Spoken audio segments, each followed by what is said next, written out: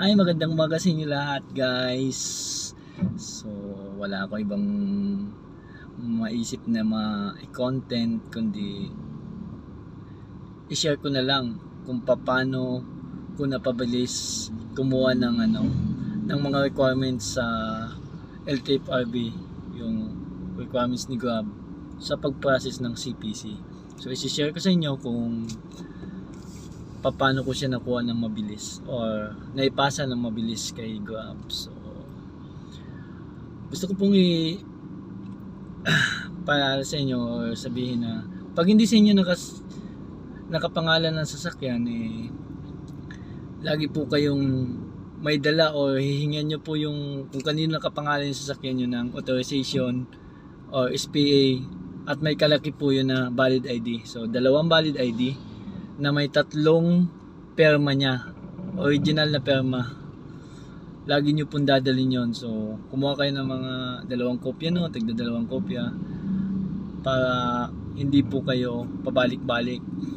Kasi yung iba kasi pabalik-balik dun So, hassle, sabihin nila hassle maglakad ng papel. So, sana pag na-share ko sa inyo yung step by step na kung paano ko nakuha yung requirements ng paglakad ng CPC is makatulong to sa inyo. So, mas maganda. So, step by step nyo din na mas maganda nga isulat nyo para mabilis din kayong makakuha. Or may pasa nyo kaagad kasi nga hassle talaga maglakad ng papel ni Grab. Sobra. Or lalo na kapag wala kang idea. So, mas maganda itong may share ko dahil may idea kayo.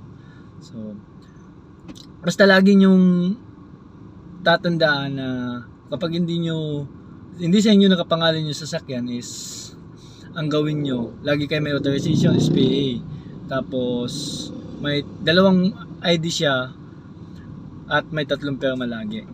Yun lagi ang ninyo. At ang pagpasa ng requirements kay Grab is dalawang klase yun. Isang original at isang Xerox.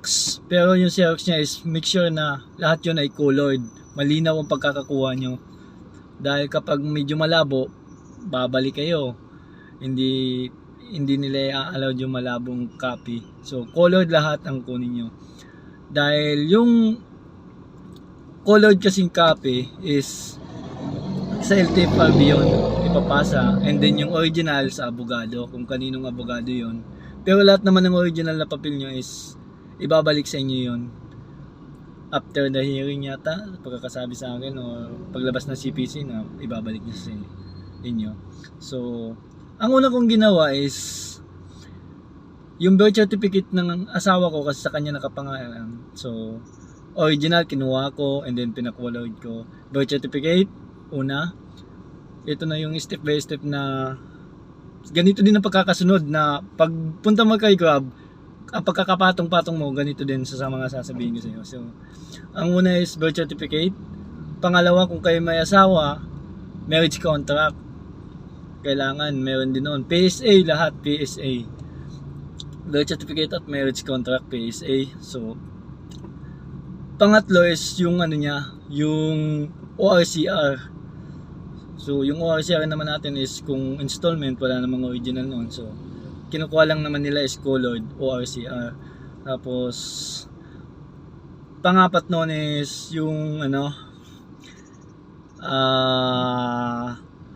yung picture ni sasakyan, ng sasakyan na